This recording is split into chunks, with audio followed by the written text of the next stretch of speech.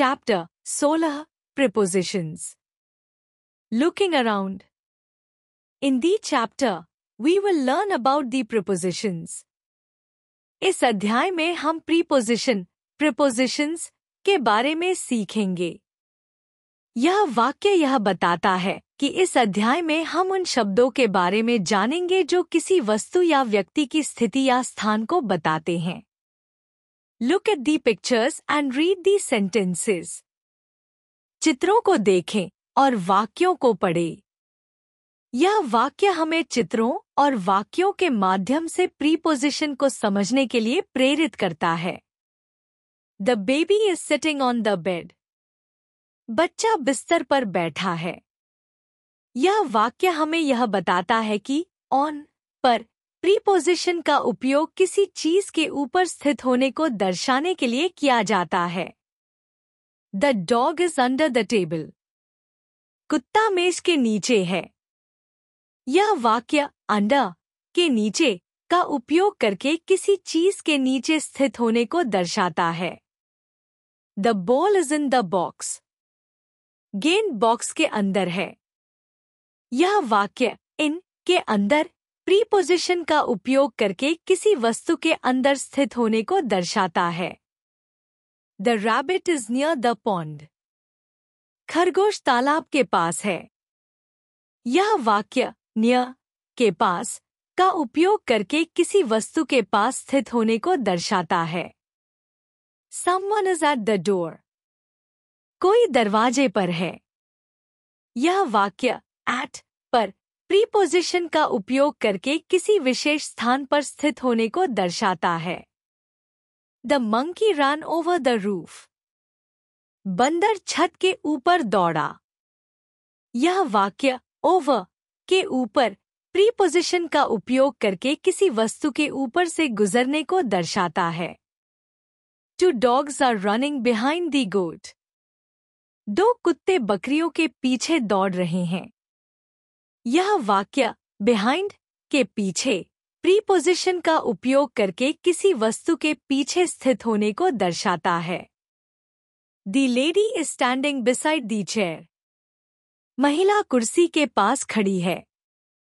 यह वाक्य beside के पास प्रीपोजिशन का उपयोग करके किसी वस्तु के पास स्थित होने को दर्शाता है. Sarah is sitting between Alia and खुशी. सारा आलिया और खुशी के बीच बैठी है. यह वाक्य between के बीच प्रीपोजिशन का उपयोग करके दो वस्तुओं के बीच स्थित होने को दर्शाता है. In the above sentences, the words on, under, in, near, behind, at, over, beside, and between show the position or place of someone or something. ऊपर दिए गए वाक्यों में शब्द on, under, in, near, behind, at, over, beside और between किसी व्यक्ति या वस्तु की स्थिति या स्थान को दिखाते हैं. यह पंक्ति यह बताती है कि ये शब्द प्रीपोजिशन हैं जो किसी वस्तु या व्यक्ति की स्थिति को दर्शाते हैं. यह शब्द हमें बताते हैं कि कोई व्यक्ति या वस्तु कहाँ स्थित है या उसकी स्थिति क्या है. The words that show relationship between two or more nouns or pronouns are called prepositions. वे शब्द जो दो या दो से अधिक संज्ञाओं या सर्वनामों के बीच संबंध को दिखाते हैं, उन्हें प्रीपोजिशन कहा जाता है. यह पंक्ति यह समझाती है कि प्रीपोजिशन वह शब्द होते हैं जो संज्ञा, नाउन या सर्वनाम, प्रोनाउन के बीच संबंध बताते हैं. ये शब्द वस्तुओं के स्थान, दिशा या स्थिति का संबंध स्थापित करते हैं. Around, in front of, by, from, to, etc. are few more examples of prepositions.